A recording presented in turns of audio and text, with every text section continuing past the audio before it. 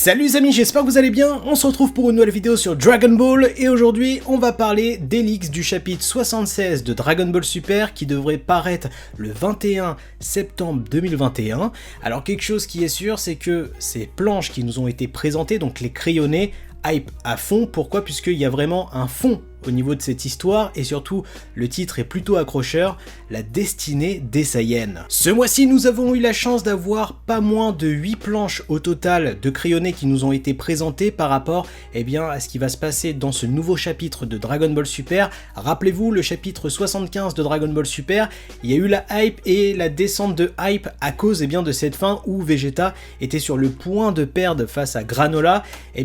Ce chapitre peut remettre de l'espoir puisqu'il y a vraiment quelque chose au fond qui nous est présenté par rapport à ces crayonnés et Vegeta peut encore briller et prouver à tout le monde qu'il est le prince des Saiyajin et redorer le blason des fans de Vegeta. Mais avant toute chose, on va se lire le résumé proposé par Dragon Ball Super-France et à l'aide de Frieza-sama, donc cette youtubeuse un petit peu trop fan de C18 et Freezer, je la taquine, et après on débriefe tout ça ensemble. Dragon Ball chapitre 76, titre du chapitre, la destinée des Saiyans. Vegeta se fait à présent écraser par Granola, celui-ci lui demande sur un ton arrogant et moqueur ce qui lui arrive et pourquoi ses attaques ne servent plus pour son Wagamama, l'Ultra Ego. Vegeta, à terre, ne peut presque plus bouger. Granola poursuit son discours arrogant, Wagamama ou je ne sais quoi d'autre, c'est fini. Comme je le pensais, j'avais raison. Le destin a décidé que les Saiyans devaient être anéantis. Ce à quoi Vegeta répond que c'est lui qui décide de son destin en lui attrapant la jambe. Granola lui ordonne de le lâcher et insiste en lui demandant pourquoi il n'a toujours pas compris qu'il avait perdu.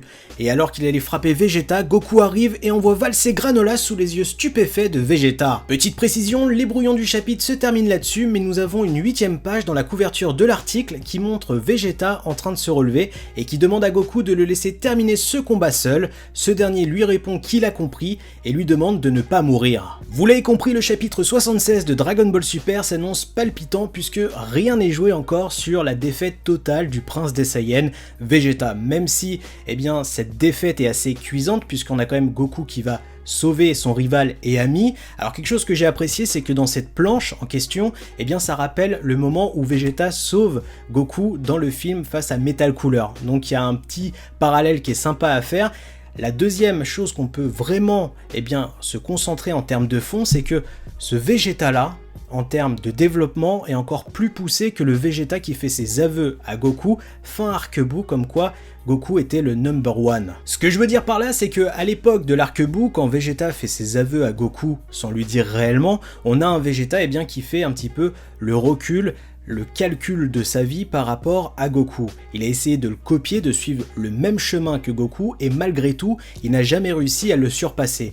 Et bien là, dans Dragon Ball Super, quelque chose qui est intéressant et ce parallèle qu'il y a à faire, c'est que depuis DBS, on a un Vegeta qui veut certes surpasser Goku, donc devenir le number one, mais avec sa propre destinée et sa propre voie. Et c'est là où le titre du chapitre est sympa aussi, puisque la destinée des Saiyans, encore une fois, on peut faire un parallèle par rapport à l'extinction des Saiyans et à la vengeance de Goku envers Freezer. Et bien Granola est sur le même tempérament en termes de destinée, peut-être qu'il était prédestiné à rencontrer Goku et Vegeta et peut-être accomplir ce désir de vengeance. Maintenant, est-ce qu'il va l'accomplir?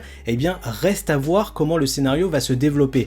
Alors, quelque chose qui est aussi intéressant à noter, c'est que ce Vegeta qui se relève a potentiellement récupéré ses forces et utilisé la Senzu qu'il avait en stock. Pour moi, le round 1, Vegeta versus Granola, est terminé avec ce chapitre 76. Il faut attendre la sortie pour vraiment en débattre, mais pour moi, l'intervention de Goku a été l'intervention extérieure que je vous avais parlé dans des précédentes vidéos qui permettrait de temporiser la situation en vue du vœu des haters. Et c'est là où l'histoire va réellement commencer et on va voir un apaisement le temps que Goku et Vegeta trouvent une solution bis par rapport à la menace Freezer, haters et Granola. Vous l'avez donc compris, pour le cas Vegeta en héros de cet arc, ce n'est pas fini. C'est quelque chose qui peut arriver et on a vraiment l'impression que Toyotaro écoute un petit peu les messages qu'il y a sur les réseaux, comme quoi les fans de Vegeta attendent un Vegeta qui brille au moins une seule fois. Alors quelque chose qui est très intéressant également, eh bien c'est l'intervention de Goku. Pour moi, ce Goku qui intervient face à Granola n'est pas en SSJ Blue ni en Migate no Gokui, mais combine les deux. Alors bien entendu, excusez-moi puisque dans les vidéos, eh bien des spoilers comme ça, on peut pas réellement mettre les planches des crayonnés à cause de la Shueisha et des droits d'auteur, parce que ça strike fort sur YouTube. Donc si jamais vous voulez les voir, eh bien vous aurez le lien pour aller accéder aux planches directement grâce au site Dragon Ball Super-France. Pour le coup, quelque chose qui est intéressant, c'est au niveau de l'ancrage, on peut voir un Goku avec les cheveux comme le SSJ Blue, mais des yeux qui laissent penser, laissent paraître l'utilisation du Migate no Gokui, donc de l'Ultra Instinct. Donc il combine les deux pour avoir une force assez impactante face à Granola. Quelque chose qui est aussi intéressant, c'est les mots que Goku va utiliser à Vegeta. Quand Vegeta va lui dire « laisse-moi le combat », ne t'inquiète pas, je vais gérer le truc, on a un Goku qui va dire à Vegeta « ok, pas de problème, mais s'il te plaît, ne meurs pas. » Alors peut-être que ma mémoire me fait défaut, mais il me semble que dans l'œuvre Dragon Ball Z et Dragon Ball Super, en aucun cas on entend Goku dire à Vegeta « s'il te plaît, ne meurs pas ». Alors quelque chose qui est intéressant, c'est qu'encore une fois, on a ce parallèle avec l'arc-bout et les aveux de Vegeta, comme quoi Vegeta disait à Goku « s'il te plaît, ne meurs pas » et anéantit Majin Buu. Là on a un Goku qui fait confiance à Vegeta, qui lui laisse le devant de la scène et surtout le laisse dans sa rédemption, dans cette quête de bienfait par rapport à l'existence des êtres vivants dans l'univers.